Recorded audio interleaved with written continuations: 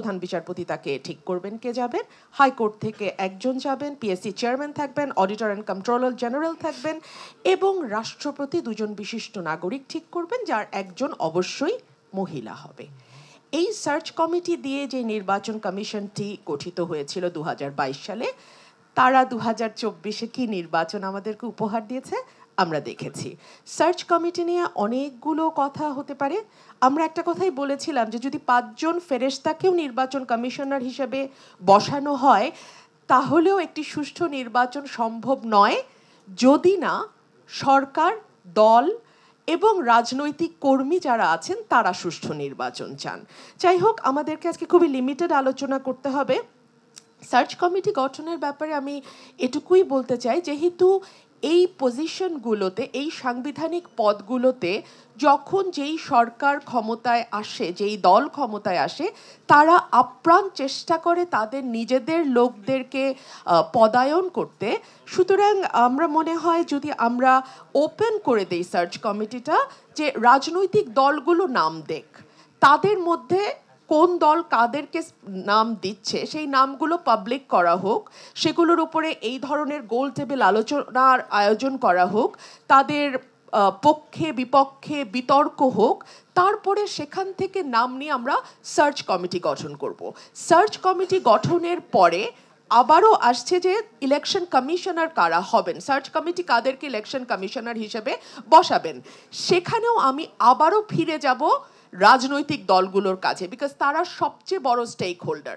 তাদের অনেক রকম দোষ আছে, সেটা নিয়ে আলোচনা করব পরে, কিন্তু তারাই সবচেয়ে বড় স্টেক হোল্ডার। কোয়ালিটি সম্পন্ন আন্তর্জাতিক মানের still bar CSRM, committed for better still, এবং দেশের মানুষ।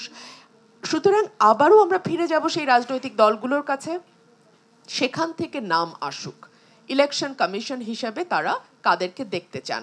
সেই নামগুলো বিএনপি কাদের নাম দিচ্ছে, আওয়ামী লীগ কাদের নাম দিচ্ছে, জামাত কাদের নাম দিচ্ছে, জাতীয় পার্টি কাদের নাম দিচ্ছে, অন্যান্য যে রাজনৈতিক দলগুলো আছে তারা কাদের নাম দিচ্ছে, একেবারেই পরিষ্কার, ট্রান্সপারেন্ট, স্বচ্ছ হোক। সেই নামগুলোর উপরে আবারও বিতর্ক হবে, আলোচনা হবে, তাদের ব্যাপারে পক্ষে বিপক্ষে মত যাবে, সেখান থেকে ঠিক হবে। সুতরাং আমরা যেন পরিষ্কার বুঝতে পারি যে কিভাবে একটা কমিশন গঠিত হলো। এখন পর্যন্ত কিন্তু আমরা অন্ধকারে, যখন নির্বাচন কমিশন আইনটি আসলো সেই সময় আমি সংসদে ছিলাম, অনেকগুলো কথা আমি আমার সংসদীয় স্ট্যান্ডিং কমিটিতে বলেছি, আমার ভাই শামীম হায়দার পাটোয়ারিও সেই সময় ছিলেন, অনেক আলোচনা হয়েছে, অনেকগুলো প্রস্তাব, আমি সুনির্দিষ্ট প্রস্তাব স্ট্যান্ডিং কমিটিতে দিয়েছি, কোনো কিছুই শোনা হয়নি।